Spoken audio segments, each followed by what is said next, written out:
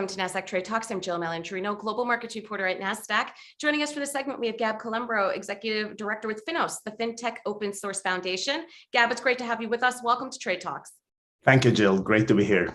What is the importance of open sourcing in today's modern economy?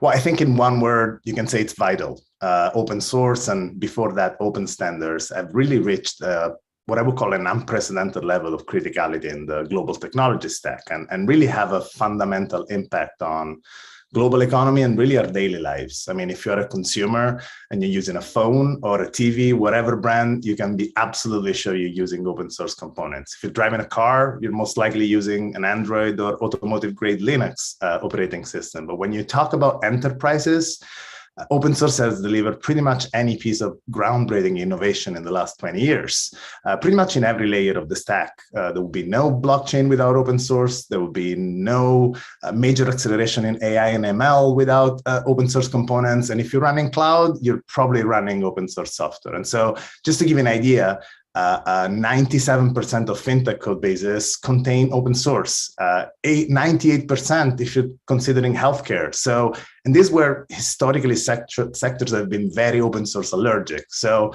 I would say if Mark Andreessen in 2011 said software is eating the world, now I think we can say that open source is eating software. How does FINOS help foster innovation within the open source community? Well, I remember speaking with you in 2018 when we just launched, and I'm happy to report that 4 years later, we now have reached over 50 projects amongst open standards and open source collaborating in FINOS, and we have the major financial institutions doing so. I think our approach can be synthesized in 4 points. Open source and developer enablement. We understand the peculiar complexities of collaborating in the open in a regulated industry. So through our open source readiness initiative, not only we provide free enablement material to these institutions that can help them overcome challenges both at technology, strategy, cultural, and sort of legal level, but we really actively work with our members to accelerate their open source journey. In fact, of 1,000 contributors now over time, the top 10 actually come from financial institutions. The number 2, a relentless focus on business value and ROI. We are a vertical foundation. We're focused on problems and challenges that are specific to financial services. And so while on one hand, we continue to receive major contributions like the Legend data modeling platform from Goldman Sachs, the Morphere language from Morgan Stanley, the perspective visualization framework from JP Morgan. On the other hand, we continue working with our governing board and special interest groups to uncover more and more business challenges that we can apply these projects towards. Our Open RegTech initiative aim to mutualize cost of interpretation and implementation of regulatory constraints is a huge example of that. And then, number 3, it's our open and trusted approach. We've always been true to our open source principles. Our software is open and available with no price tag attached.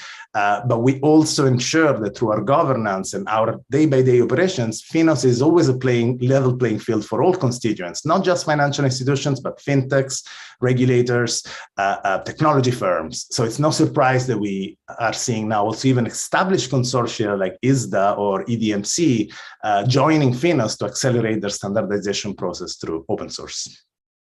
And recently, there have been some concerns around open source security. So what should companies do to stay prepared and be more protected? You're absolutely right. In late 2022, of course, open source supply chain security has come back very much top of mind following the Log4j vulnerabilities. So it's no surprise that even the White House called the Linux Foundation, our parent organization, together with the largest technology firms to devise a global strategy to address open source supply chain security. And so especially with the recent evolutions in the world stage and the risk of heightened nation state-backed security cyber attacks, it's really important that I would say the industries come together to do 3 things. 1, investing and supporting the open source community, whether it is through investing in foundation like ours, our sister organization, the Open Source Security Foundation, or even through direct to maintainer donations. Even better, by dedicating paid staff to maintaining open source projects. Large companies not only have a moral imperative to sustain the open source community, but this has now risen to the really level of being a corporate imperative to ensure their own supply chain security. The second point is really investing in professional open source consumption and software bill of materials. This is one of the key tenets of our open source readiness initiative. Companies must have at any point in time a clear picture of the open source software they depend on and make sure it's up to date.